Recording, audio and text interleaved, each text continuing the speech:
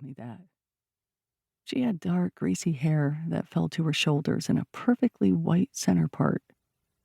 When she spoke, I would stare at the part and will her to run her fingers through her hair.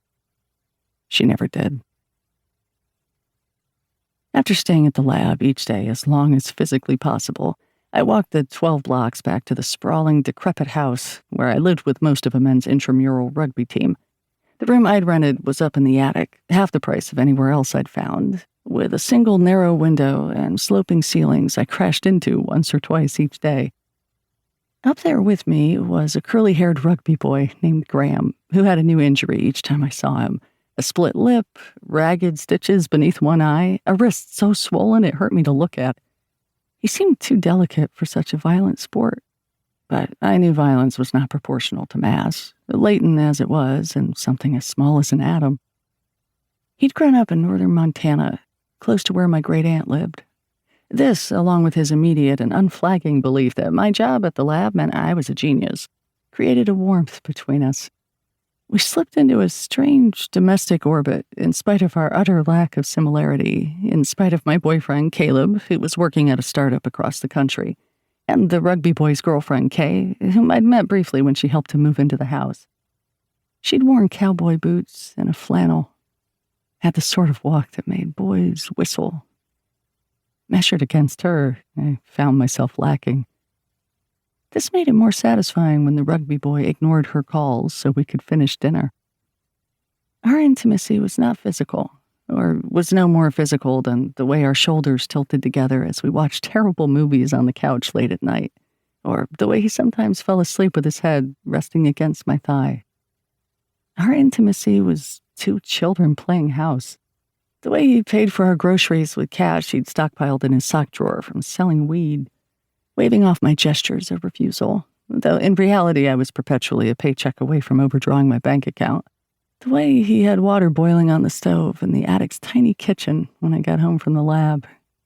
The way I tilted the cheap box of pasta into the water without a word. We ate straight from the pot, no matter what we cooked, so as not to create more dishes.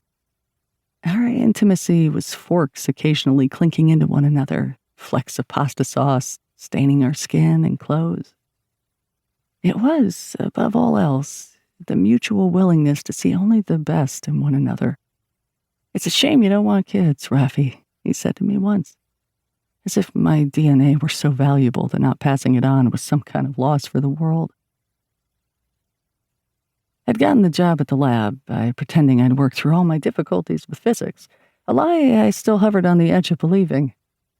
The job was a doorway, a wormhole that would lead me to the life I wanted, acceptance to a PhD program, a prestigious postdoc, research papers and discoveries, and the inner workings of the universe revealed.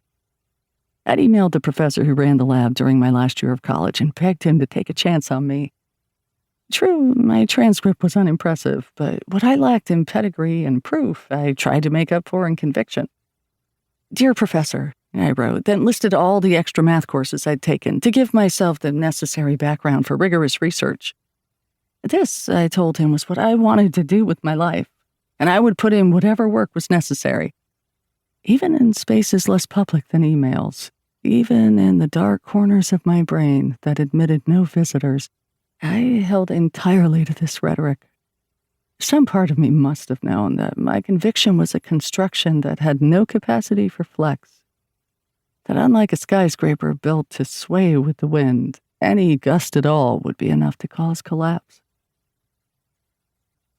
When I wasn't pretending to be an astrophysicist or a housewife, I was hanging around a sculptor named Britt, pretending to be an artist. I'd come across her work in a gallery I'd wandered into on one of my first days in the city and recognized her name. We'd gone to the same high school, lived down the street from one another, though we hadn't been friends. Coincidences in those months felt imperative. My work, after all, was tracking the ways in which seemingly random alignments were proof of invisible underlying structure. I asked the gallery owner for Britt's business card, sent an email before I could convince myself not to. "I think we might have gone to the same school," I wrote. "I came across one of your sculptures, the one where the girl is breaking open her ribcage, and inside there's a whole galaxy. I can't stop thinking about it."